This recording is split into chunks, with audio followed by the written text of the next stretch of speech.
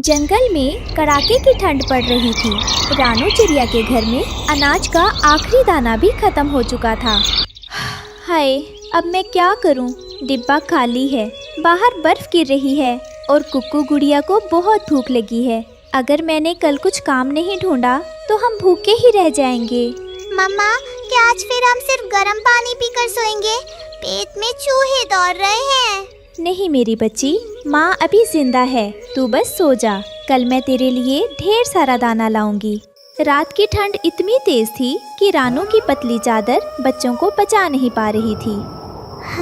मम्मा, ये चादर तो बर्फ जैसी ठंडी है। मेरे पैर सुन्न हो रहे हैं। क्या हम जम जाएंगे? मेरे पास आओ बच्चों, एक दूसरे से चिपक कर बैठो। काश मेरे पास रुई खरीदने के पैसे होते तो मैं तुम्हारे लिए गरम रजाई बनाती। अगली सुबह रानू काम मांगने कालू कौवे के पास पहुंची। कालू भाई, आपके पास रुई का गोदाम है, क्या मुझे थोड़ा काम मिल सकता है? बदले में आप मुझे थोड़ी रुई दे देना। अरे रानू, तुम चिड़िया लोग सिर्फ मांगना जानते हो। रुई बहुत महंगी है, मुफ्त में कुछ नहीं मिलेगा। यहाँ से जाओ, मुझे अपनी गोरी के लिए मखमली बिस्तर बनाना है। रानू हरियाली तोती के पास मदद मांगने गई। हरियाली बहन, क्या आपके पास कोई पुराना बोरा या कपड़ा है? मेरे बच्चे बीमार हो रहे हैं। देखो रानू, व्यापार में कोई बहन भाई नहीं होता। 500 लगेंगे बोरे के। पैसे नहीं है तो रास्ता नापो, कीचड़ में सो जाओ, वहाँ मुफ्त में जगह मिलेगी। सब तरफ से दुत्कार पाकर रानू अपने सूखे खेत में जाकर रोने लगी। हे भगवान, तूने माँ बनाया तो ये दुख सहने की शक्ति भी दे। कोई मेरी मदद नहीं कर रहा, अब मैं अपने बच्चों को कैसे बचाऊं? तभी रानू का हाथ खेत की सूखी और लंबी घास पर पड़ा। अरे, ये सूखी घास तो धूप में कितनी गर्म लग रही है। अगर मैं इसे इकट्ठा करूं तो क्या ये रुई का काम नहीं कर सकती? हाँ, मुझे कोशिश करनी चाहिए। रानू ने दिन भर मेहनत करके घास का बड़ा ढेर बनाया। बस थोड़ी और घास। रानू, तुझे थकना नहीं है। ये घास नहीं, ये तेरे बच्चों की गर्माहट है। चोंच दुख रही है पर हिम्मत नहीं हारनी है। रानू घास घर ले आई पर एक नई समस्या सामने आ गई। मम्मा, ये तो सुई की तरह चुभ रही है। इसमें तो हम सो ही नहीं सकते। धैर्य रखो बेटा, माँ कुछ और सोचती है। ये घास बेकार नहीं जाएगी। रानू ने अपनी माँ का पुराना मलमल का दुपट्टा निकाला।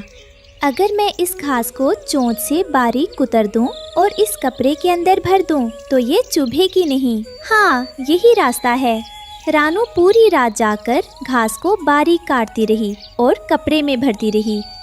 बस थोड़ा सा और सीना बाकी है। ये देखो कितनी नरम और फूली हुई रजाई बनी है, रुई से भी अच्छी। सुबह जब बच्चों ने रजाई ओढ़ी तो उनके चेहरे खिल गए। वाह मम्मा, ये तो बादलों जैसी नरम है। अब मुझे बिल्कुल ठंड नहीं लग रही। आप सबसे अच्छी मम्मा हो। अब हम ऐसी और रजाइयाँ बनाएंगे और पूरे जंगल को ठंड से बचाएंगे। रानू ने बाजार में घास की रजाई बेचना शुरू किया। रजाई ले लो, गरम रजाई, कड़कड़ाती ठंड से बचने का सस्ता और पक्का इंतजाम। घास और भूसे की नरम रजाई ले लो। अरे ओ रानू, ये क्या तमाशा लगा रखा है? बाजार की नाक तटवाएगी क्या? लोग यहाँ रेशम और रुई के कंबल खरीदने आते हैं और तू ये कचरा बेच रही है। सही कहा कालू जी। देखो तो, ये चिड़िया घास फूस बेचकर अब अमीर बनना चाहती है। रानू, तुझे क्या लगा था लोग इतने बेवकूफ़ हैं कि रुई छोड़कर तेरी ये चुभने वाली घास खरीदेंगे? इसे रजाई नहीं, चूहे का घर कहते हैं। बहन गोरी, ये कचरा नहीं है। मैंने अपनी रातों की नींद और अपनी चोंच की मेहनत से इसे बनाया है। ये सिर्फ घास नहीं है, इसमें एक माँ की ममता, मेहनत और ईमानदारी की गर्माहट है। एक बार इस्तेमाल करके तो देखो, रुई को भूल जाओगी। अरे चुप कर, बड़ी आई मेहनत वाली। मेहनत तो हम करते हैं जो दूर दराज के जंगलों से महंगी रुई मंगवाते हैं। तेरी इस घास की रजाई को तो मैं मुफ्त में भी ना लूं। ओ भाइयों, देखो, इस भिखारी चिड़िया का मजाक देखो। अब ये हमें घास में सुलाएगी। रानू, बेहतर होगा कि ये कूड़ा उठा और यहाँ से भाग जा। अपनी औकात मत भूल। तू एक मामूली चिड़िया है, कोई बड़ी व्यापारी नहीं। मजाक उड़ाना आसान है कालू भाई, पर किसी की मेहनत का मजाक उड़ाकर आप बड़े नहीं बन जाते। आज आप हंस रहे हैं, पर याद रखना, जब कड़ाके की बर्फ गिरेगी तब यही घास की गर्माहट लोगों की जान बचाएगी।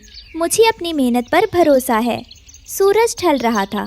रानू की आंखों में आंसू थे, पर वो डटी रही।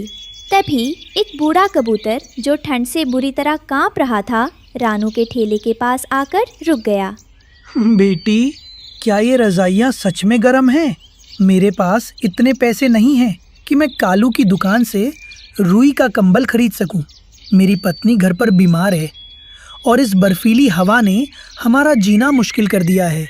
हाँ बाबा, ये बहुत गर्म है। आप बस एक बार इसे ओढ़कर देखिए। अगर आपको आराम ना मिले तो पैसे मत दीजिएगा। जैसे ही वो रज़ाई ओढ़ता है, उसके चेहरे पर सुकून आ जाता है और उसके शरीर की थरथराहट रुक जाती है। अरे, ये तो जादू है। बेटी, इतनी गर्माहट तो मैंने कभी रुई के कंबल में भी महसूस नहीं की। ये बहुत ही हल्की और बहुत ही प्यारी है। कालू कौवा दूर से चिल्लाते हुए कहता है, अरे बूढ़े बाबा, दिमाग खराब हो गया है क्या? घास के ढेर में पैसे बर्बाद कर रहे हो। कल खुजली होगी तो मेरे पास मत आना। चुप रहो कालू, तुम लोग सिर्फ चीज की चमक देखते हो, पर इस बेटी ने इसमें अपनी रूह डाली है। रानू बेटी, मुझे एक नहीं, ऐसी 3 रज़ाइयाँ दे दो।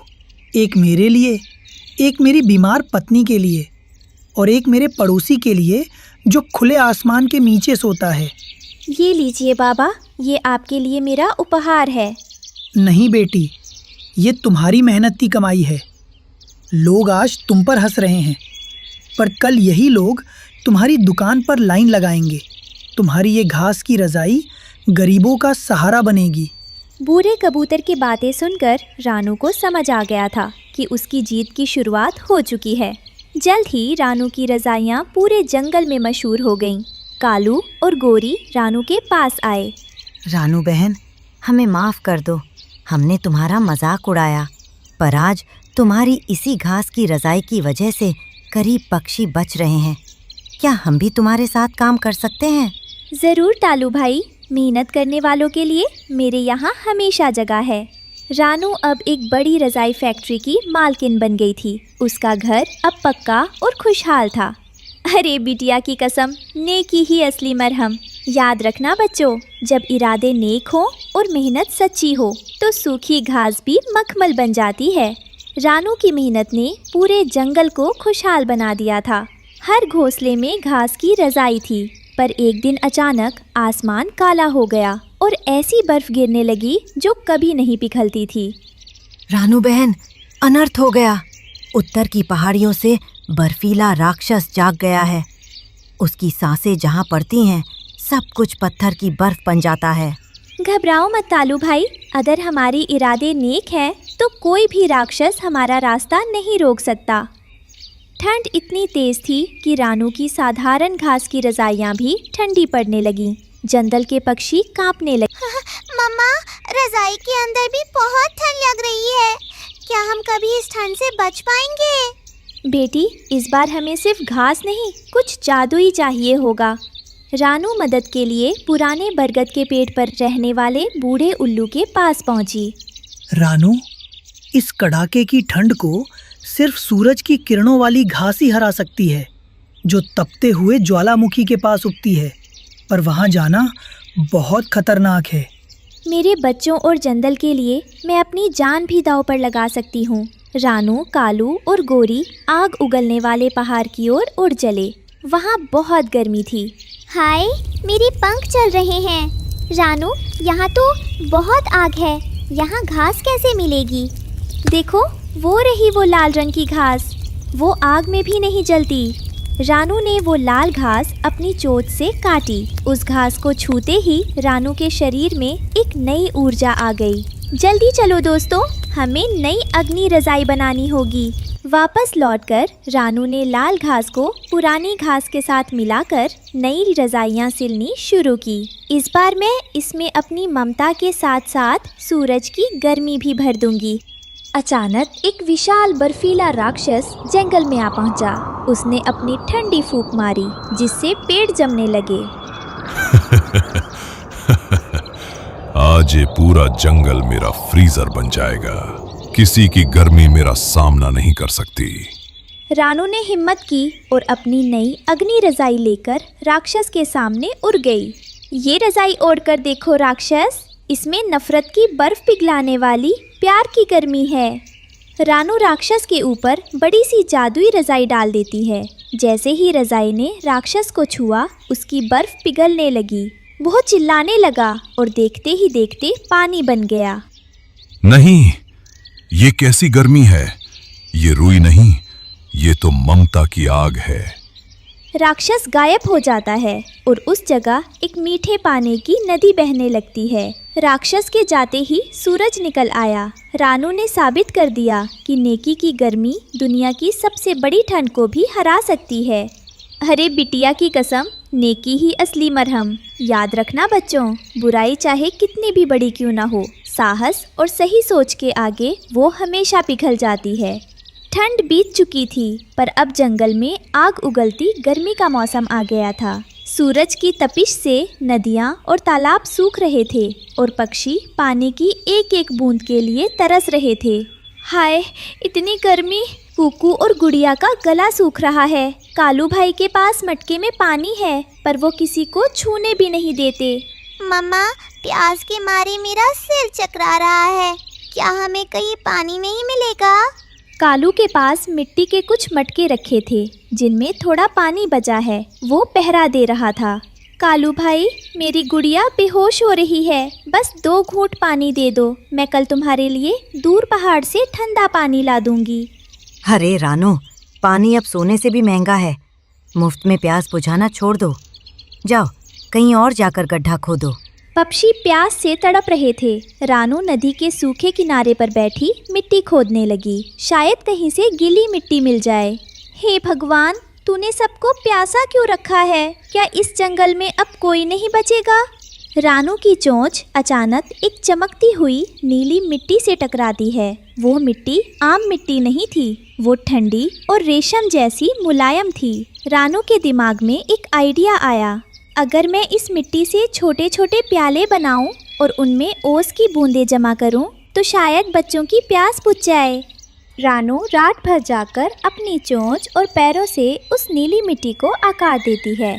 वो एक छोटा सा मटका बनाती है। रानू को बर्तन बनाना नहीं आता था, पर एक माँ की ममता ने उसे सबसे बड़ा कलाकार बना दिया। सुबह जैसे ही रानू उस खाली मटके को सूरज की पहली किरण के सामने रखती है, मटका खुद ब खुद ऊपर तक ठंडे और मीठे पानी से भर जाता है। ये क्या? ये मटका तो कभी खाली ही नहीं हो रहा। ये तो कुदरत का करिश्मा है। पूरे जंगल में खबर फैल गई कि रानू के पास एक ऐसा मटका है जो कभी खत्म नहीं होता। सभी पक्षी अपनी आखिरी उम्मीद लेकर रानू के दरवाजे पर जमा हो गए थे। रानू बहन, खुदा के लिए हमें थोड़ा सा पानी दे दो। सुबह से मेरी छोटी बच्ची ने एक बूंद भी नहीं पी है। उसका शरीर गर्मी से तप रहा है। अगर आज पानी नहीं मिला तो अनर्थ हो जाएगा। बिंदिया बहन, घबराओ मत। भगवान ने मेरी सुनी है तो वो सबको तृप्त करेगा। ये लो, सबसे पहले अपनी बच्ची को पिलाओ। रानू, हम सब भी यहाँ हैं। मेरे बच्चों के पैर गर्मी से झुलस गए हैं और प्यास के मारे वो उड़ भी नहीं पा रहे।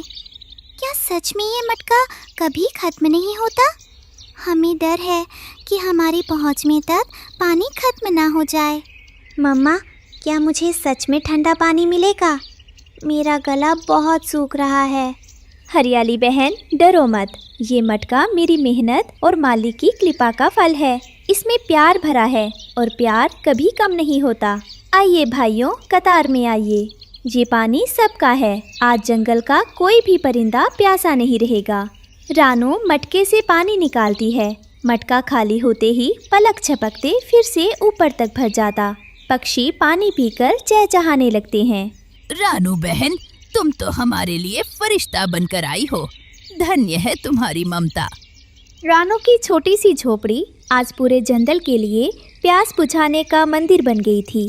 जहाँ कालू के मटके अहंकार से भरे और खाली थे, वही रानू का मटका नेकी की वजह से छलक रहा था। कालू का सारा पानी सूख गया और उसके मटके फूट गए। वो भी कांपते हुए रानू के पास आया। रानू, मैंने पानी छिपाया और आज मैं ही प्यासा हूँ। क्या तुम मुझे माफ़ करोगी? कालू भाई, जो बांटता है उसका भंडार कभी खाली नहीं होता। लीजिए, पानी पीजिए। रानू ने अब उस नीली मिट्टी से सबके लिए बर्तन बनाने शुरू किए। अब जंगल का हर पक्षी अपना पानी खुद जमा कर सकता था। रानू, तुम्हारी मिट्टी के बर्तन तो फ्रिज से भी ज़्यादा ठंडे हैं। जंगल में फिर से हरियाली लौट आई। रानू के जादुई मटकों ने सबकी प्यास बुझाई। अरे बिटिया की कसम, नेकी ही असली मरहम। याद रखना बच्चों, जब हम दूसरों की प्यास बुझाते हैं तो ऊपर वाला हमारी झोली हमेशा खुशियों से भरी रखता है।